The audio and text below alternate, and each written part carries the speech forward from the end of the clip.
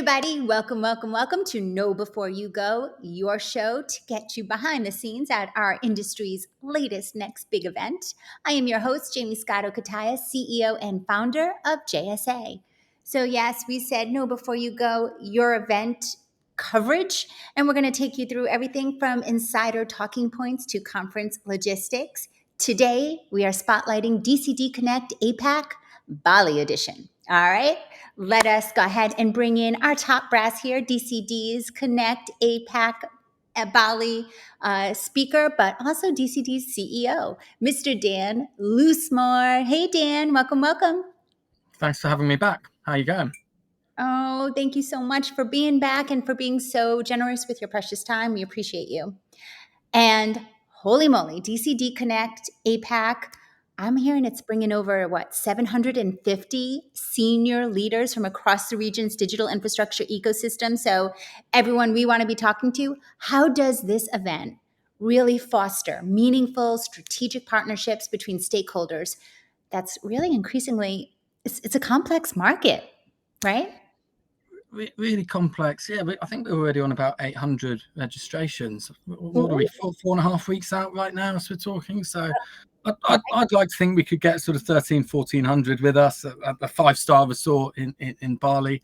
Not a bad place to be doing business. Yeah, the market's fascinating right now across Asia Pacific. And actually, one of the reasons we've bought this destination event to Bali is because it gives us the ability to bring in regional leaders from across Asia Pacific. Obviously, Singapore is the sort of mature market and where most B2B events go. And that's fantastic. But I think our ambition here was to make a truly regional gathering. And putting it in Bali hopefully makes it attractive. But we've got huge growth in Malaysia. K2 Strategic are building a lot. The megawatt projections in Malaysia are massive. Thailand's doing an awful lot, particularly with the hyperscalers and the cloud development there. And as connectivity grows across Asia Pacific, it's an increasingly fascinating market. So the aim is really to, as you say, bring in all of those regional leaders and make it a true hub event. So not just having a sort of a deep dive into an individual country, but trying to bring those different players together. And hence why Bali is such a special place to do it, because it's really conducive to making it relatively accessible across all those different geographies, but B, when you're there, you can't fail but to have great networking experiences, whether that's in one of our best practice sessions or, by the beach having a drink, or at one of our more structured networking opportunities, be that one of our runs or yoga or whatever, golf, we've got a golf tournament, whatever it is. It's really about creating not just best practice exchange. I think all conferences are brilliant for that, but really trying to bring an element of experiential networking and really foster that collaboration that you don't quite get in the same way across a Zoom meeting. No, I have to say doing yoga in Bali is like on my bucket list. So that's pretty spectacular. Talk about experiential networking.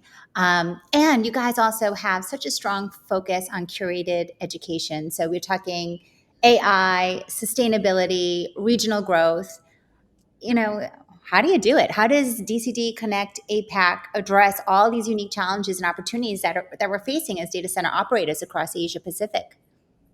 Yes, it's a great question, and I'm not sure we can do that in 2 days, but hopefully that's where our editorial comes in with sort of 365 coverage.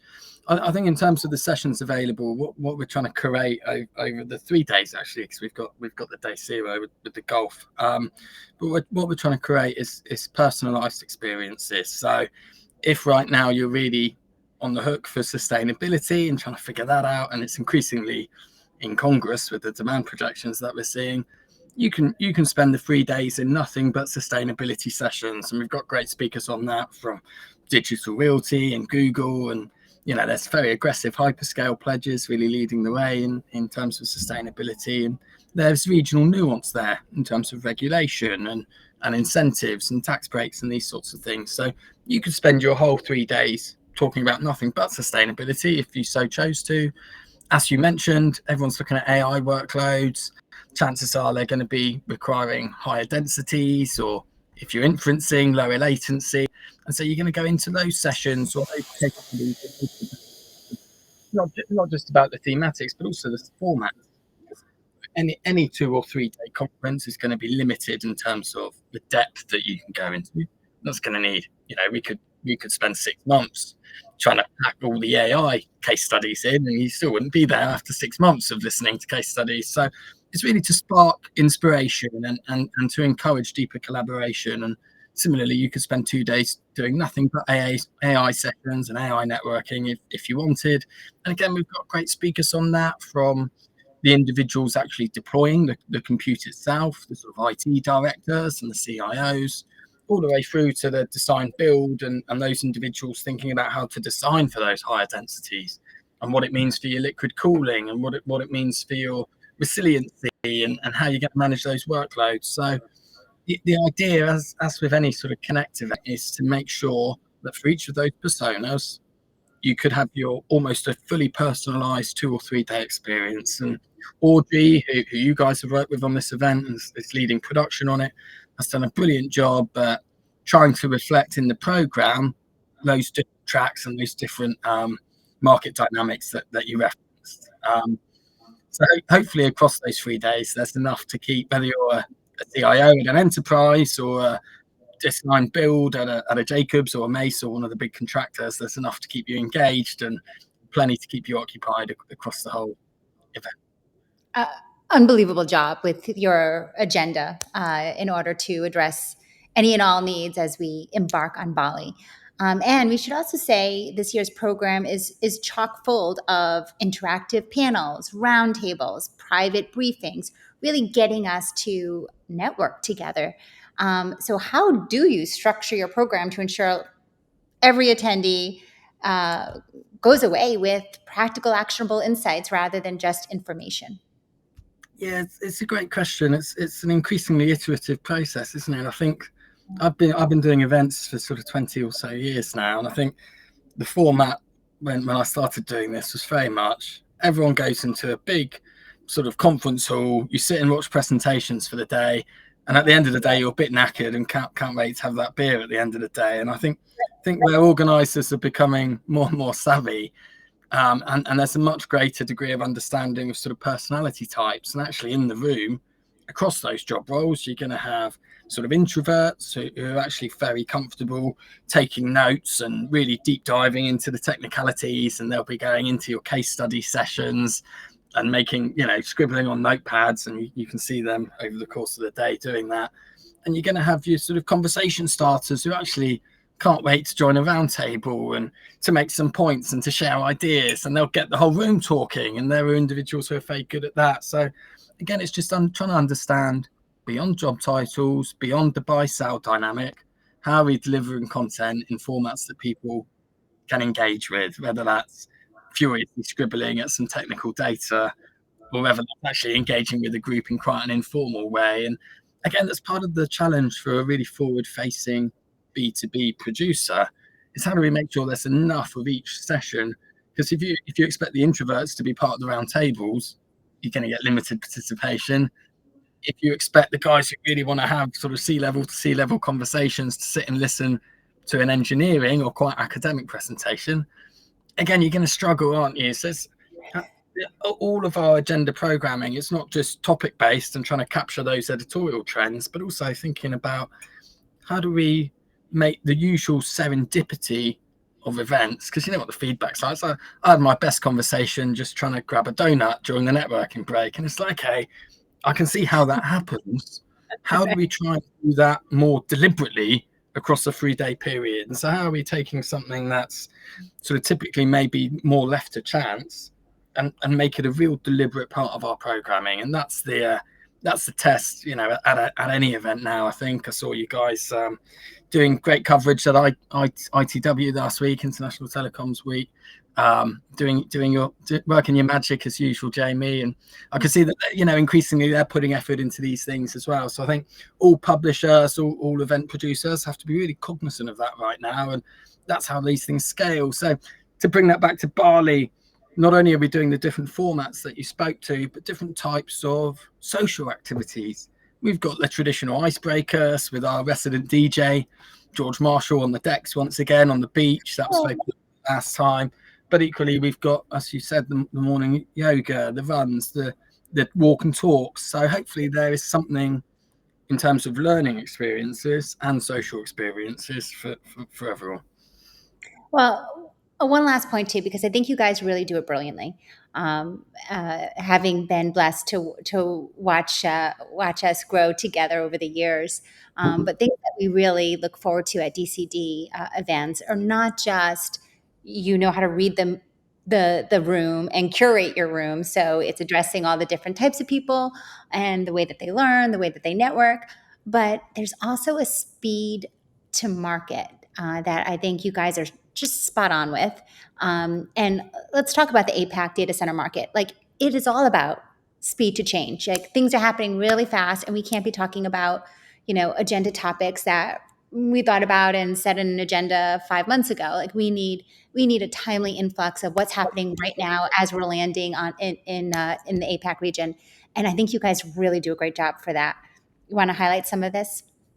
Yeah, absolutely. And again, I could talk for a long time on this, probably for a different audience, because there's so many organisers who are trying to write, almost legacy production methods, and it's like, you've written this 6 months ago to get some. This is old already. We've figured this out. It's not going to wash, and particularly when you're doing regional events, because there's such huge nuance. So in Johor, if we take Johor just as symptomatic of that, over the last couple of years, the capacity growth there has been huge, and it's largely greenfield projects, right? And when you're looking at Singapore, there's an awful lot. It's a more mature market. There's an awful lot of retrofits. So, as a producer on this event, and again, I can't take any credit at all. Shout out to Audrey on our team, who's done a brilliant job here.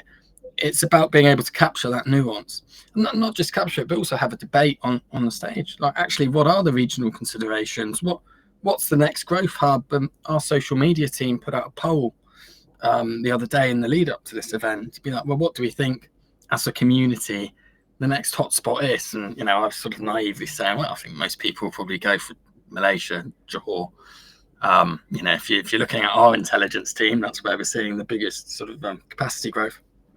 But it was really split, because people are seeing different things, aren't they? If you're in Thailand, you're seeing all the hyperscale growth, and so it's being able to encourage that debate as well, because that's where you get the real insights and the real takeaways, and doing that in a way that people are comfortable with. So yeah, as I said, you could almost personalize your agenda by theme and go into your different sustainability sessions or your compute sessions. You could do it by region. Say, right, I'm gonna make sure I'm attending each of these Malaysia sessions or each of these Singapore sessions, or do it by company type. I'm going to go in and listen to the Googles and the Metas, and so you can really, or you could do it slightly differently every day. And so credit to the programming team for really thinking about that. And of course, it helps, without sounding completely ignorant. We've got a news desk here. We're up to 11 editors now, right? And we're working closely with yourselves to get the most important breaking news and to make sure those PRs are getting disseminated, and they keep us on our toes, because the second that Seb, and you'll know Seb, the second he thinks that he's sniffing something might be slightly outdated or isn't covering the latest hot topic, he's going to hold us to account on it, and rightly so. And so that really helps. It's a really integrated approach from our news desk, from our analysts, all the way through to that production team, to try and make sure that, as you say, it's absolutely as topical as possible, without driving our speakers mad, who obviously we rely on to put these things together. So big shout out to the 100 or 50 or so speakers who are joining us in Bali as well, because as hosts, we're dependent on them giving up their expertise, and for sticking with us through all the prep calls and all the planning of how we get the most possible out of that hour of conversation or 30 minutes of conversation or whatever that is. That's very difficult, because we've been recording for 15 minutes and I've mostly waffled. So big to our speakers as well. No, but it's true. You guys do a great job of giving the mic to the leaders that are in the room, like your debate debriefs, your 5x5 pitch sessions. You're really hearing from the pros, the regional associations like ID Pro, your media partners like DC Byte, DC Hawk. Like, you have incredible people in the room and you're passing that mic around. And that's really what gives it such a now feel to, like, you encourage debate. That's incredible. That's exciting. That's what our industry needs right now. Okay, my final question, then I promise I'll let you go. I'm so sorry. But what is the best way for us attendees to keep up to date on the latest from DCD leading up to Europe? I'm about to roll my little luggage right into this airplane. What should I be doing to make sure I'm up to date the second I land? But just make sure you're packing some sun cream, and you can't go wrong. No, look, we've got the event at risk of repetition from all of your partners. We've got the event app. Make sure you're downloading it. Plan out your program. There is a lot of concurrent sessions, which is always a sort of blessing and a curse, because the feedback tends to be that I'd have liked to have been in a couple of them. So plan ahead of time, or you're going to miss it, and make sure you get that downloaded. Meeting requests are conducted through that platform as well. And if you're not already signed up for a DCD account, get on www.datacenterdynamics.com and create a free account. It doesn't cost a penny. You did my pitching job for me, actually. My team will kill me if I don't mention some of our new formats. And you mentioned the 5x5s. To go back to that organizer paradigm, I think sometimes we can over obsess on panels and presentations, and the 5x5s to our partners are a really unique format to just try and make sure that you're uncovering new technology. So it's really quite simple, 5x5, because each of our partners has 5 slides and 5 minutes to pitch their product.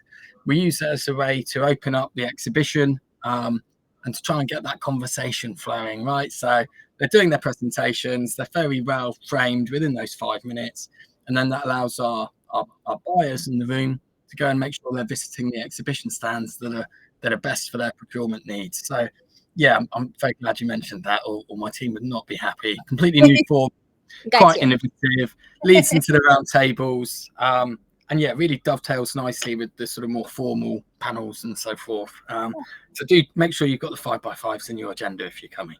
Absolutely, absolutely. And like you said, there's so much going on. You guys have put your love, passion, sweat, tears into building this agenda into the next couple of amazing days ahead. So be prepared, y'all. Go ahead, and I think over my shoulder, hopefully I'm pointing the right way, you can see that little QR code. Go ahead and take a photo of that. That will get you right to the DCD Connect APAC website. So, and the URLs below. So go ahead and get prepared. Download that app. Make sure you know what's going on minute by minute, because Bali is one not to be missed. Thank you so much, Dan, for making today some time for us and our viewers to understand even more all the exciting stuff you got planned for us in Bali. Thank you for your valiant efforts to keep me on script. Always, always. And thank you, viewers, for making this another great little spot here. Make sure, again, you check your calendars for all these DCD Connect events, because as you know, they've got us covered in every region across this world. And be sure to use our discount code, hello, JSA10, to get a little savings on your registration. We've got, again, that QR code over to my shoulder. And thanks, everyone, for joining us. I'm Jamie Scotto-Kataya, CEO of JSA. Follow JSA on LinkedIn and check us out, jsa.net. Until next time, y'all, happy networking and enjoy Bali.